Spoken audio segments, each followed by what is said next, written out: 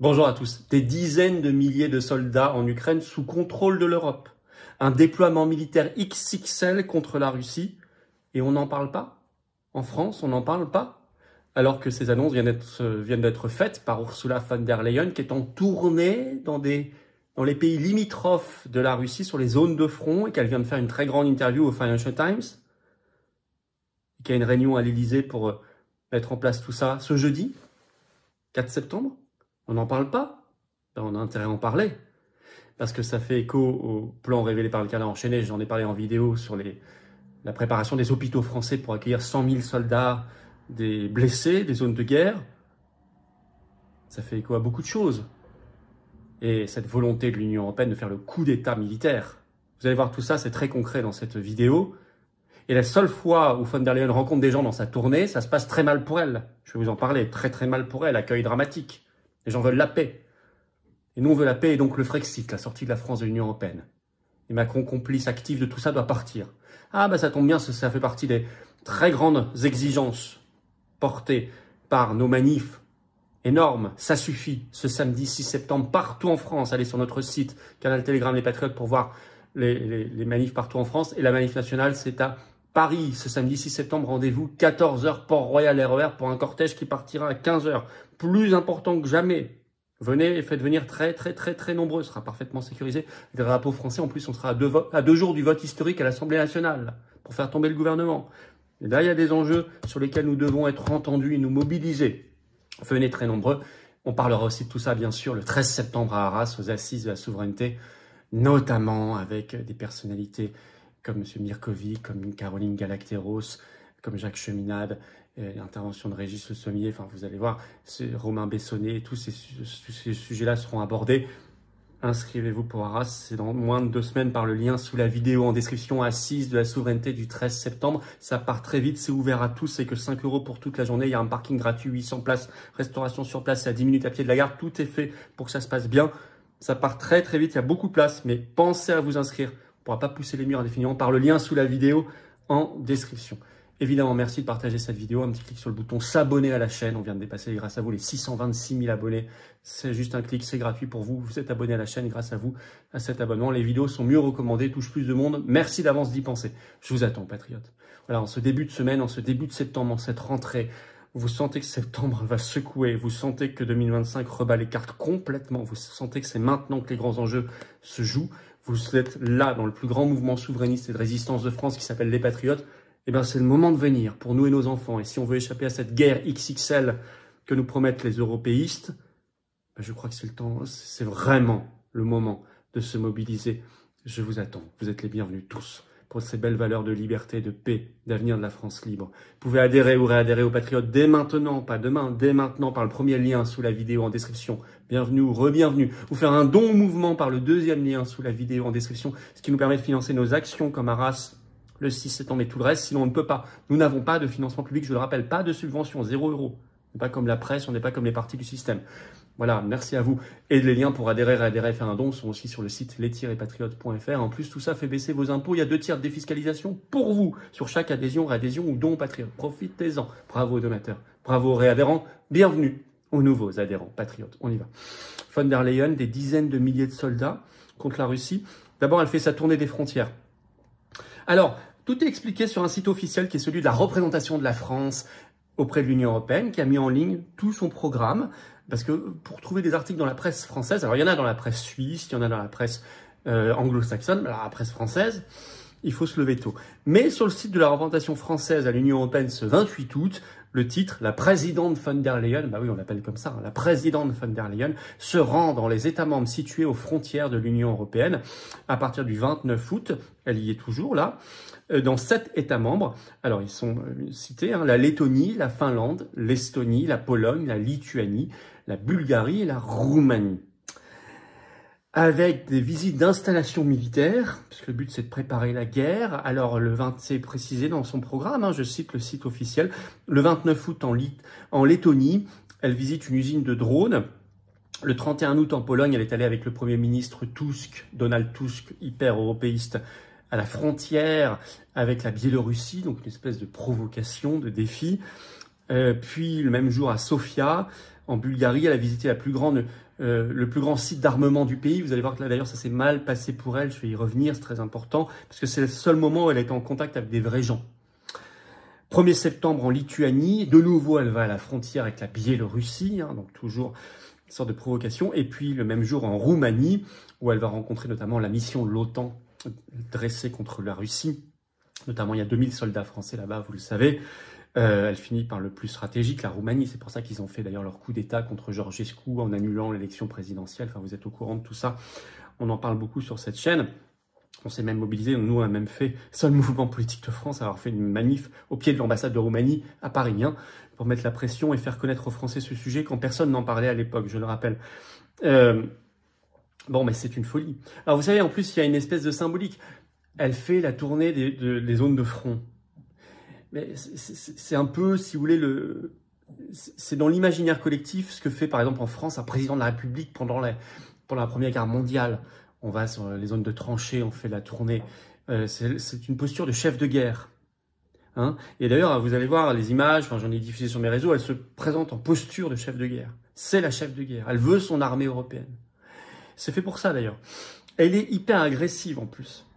Je vais sur l'Express italien, le Gazzetta Express, qui a fait un article le 31 août. Voilà ce qu'elle déclare. Je cite, « La présidente de la Commission européenne, Ursula von der Leyen, n'a pas ménagé ses critiques à l'égard de Vladimir Poutine lors d'une visite à la frontière entre la Pologne et la Biélorussie, ce 31 août. C'est un prédateur, a déclaré von der Leyen. Nous devons maintenir un sentiment d'urgence, car nous savons que Poutine n'a pas changé et ne changera pas. Maintenir un sentiment d'urgence. » Mais c'est un aveu. Il faut en permanence maintenir la peur. C'est un prédateur, ils ont tous les mêmes éléments. Alors c'est peut-être McKinsey qui est passé derrière. Je remarque là en quelques jours, Macron, Merz, chancelier allemand, et von der Leyen maintenant, présidente de la Commission européenne, utilisent le même élément de langage strictement contre les Russes. Prédateurs, ogres, etc.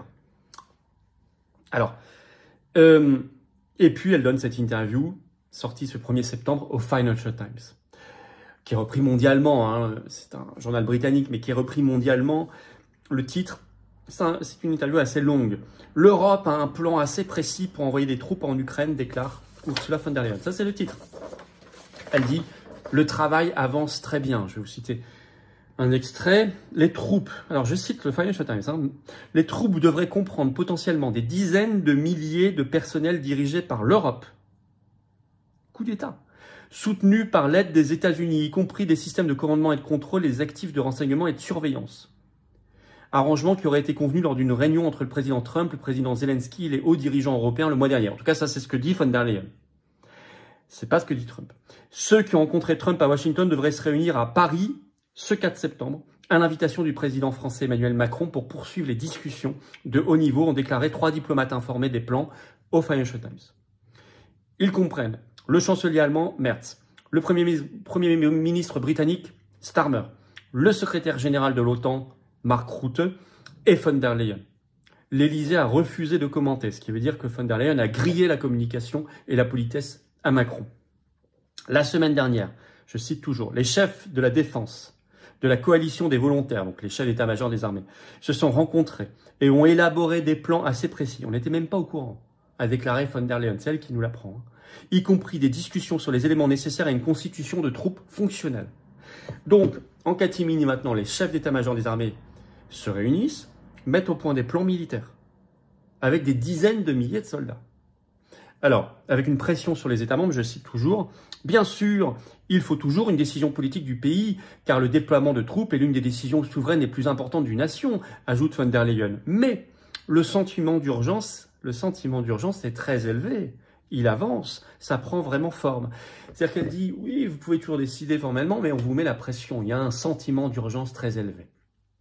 Alors, à l'annonce de nouveaux financements, et pas qu'un peu, écoutez bien, c'est toujours dans le Financial Times, la Commission européenne explorerait de nouvelles sources de financement pour fournir un financement durable des forces armées ukrainiennes comme une garantie de sécurité, a déclaré von der Leyen. Donc on doit financer nos propres troupes qu'on va envoyer, la garantie de sécurité, et les troupes ukrainiennes. Je cite, « Après tout accord de paix, Kiev aurait besoin d'un nombre assez important de soldats. Ils ont besoin de bons salaires et bien sûr d'équipements modernes. C'est l'Union européenne qui devra participer, déclare von der Leyen. Les flux de financement existants de Bruxelles vers l'Ukraine, y compris le soutien budgétaire, devraient rester, y compris en temps de paix. Donc on va continuer, même s'il y avait un accord de paix, à payer, a déclaré von der Leyen. Ce qui signifie qu'un paiement supplémentaire doit être fourni aux forces armées ukrainiennes. L'Union européenne maintiendra également le financement de la formation des soldats ukrainiens après tout accord de paix. Elle encourage les États membres à utiliser un fonds de prêt pour des armes de 150 milliards d'euros pour conclure des accords de production conjoints avec des entreprises de défense ukrainiennes ou pour acheter des armes, aux États-Unis notamment, qui seront ensuite données à Kiev. C'est délirant. Pendant ce temps-là, Bayrou, Macron nous font leur sketch en France en disant « serrez-vous la ceinture, on va vous supprimer des jours fériés, etc. etc. » parce qu'il n'y a pas d'argent, parce qu'il y a la dette. Voilà. L'Union européenne en plus prend le contrôle. Vous avez un deuxième article ce 1er septembre dans le Financial Times qui s'intitule « Ursula von der Leyen prévoit un examen bisannuel des investissements en matière de défense dans les pays membres de l'Union européenne. » Donc, désormais, tous les 2 ans, l'Union européenne va devoir aller rendre sa copie en matière de défense et d'armée à la Commission de Bruxelles pour lui dire « est-ce que ça va ? Quelle note vous mettez ? Qu'est-ce que vous demandez ? Qu'est-ce qu'il faut corriger ? Etc. » C'est une prise de contrôle.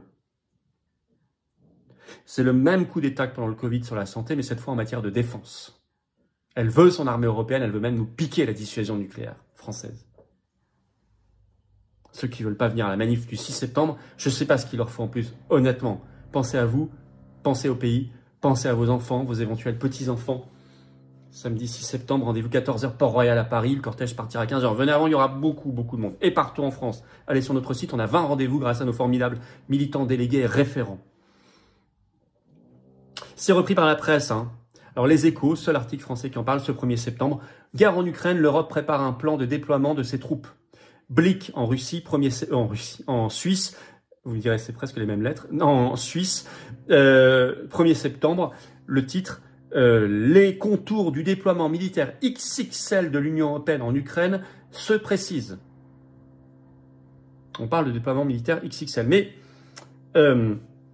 voilà, tout ça explique pourquoi Macron et Merz ont parlé d'ogre pour Poutine, maintenant aussi, prédateur, von der Leyen. Pourquoi ils rétablissent le service militaire en Allemagne? Pourquoi on a appris par le Canard enchaîné, je vous ai fait une vidéo, ce plan hôpital en France pour accueillir les morts, les 100 000 soldats blessés revenus des zones de front? Pourquoi il est pas du tout impossible que Macron déclenche l'article 16 de la Constitution? Il n'y a pas de contrôle, il déclenche souverainement, comme il veut. N'oubliez jamais ça, il a l'autorisation à demander à personne, c'est ce que prévoit l'article 16 pour les pleins pouvoirs. Moi, j'oublie pas ça. Alors, il y a des résistants, c'est très intéressant. En Bulgarie, von der Leyen, c'est le seul moment où elle a rencontré des vrais gens. Pas le décorum du Premier ministre, de l'accueil officiel, des soldats. Non. Ou des chefs d'entreprise qui lui font visiter son entreprise d'armement. Non, des vrais gens, des Bulgares. Ça s'est très mal passé. Je vais partager les vidéos sur mes réseaux sociaux, notamment X, F-Philippot comme Instagram, pour ceux qui veulent me suivre. Elle a visité la plus grande usine d'armement du pays. Elle a été accueillie par une manif, y compris contre son véhicule, avec des pancartes, des drapeaux bulgares et des gens qui criaient face à von der Leyen, criminel, qui criaient na, alors on peut pas trop le dire sur YouTube, vous avez compris, idéologie allemande des années 30, bon, 30-40, voilà, bon, donc vous avez compris, avec un Z derrière, et des gens qui disaient, si vous voulez la guerre contre la Russie, dites-le, mais ici 80% de la population est contre et veut la paix. Ça, ce ne sont pas des images que vous verrez aux 20h en France, ni sur les chaînes info. Ben moi, je vous les donne et je vous en parle.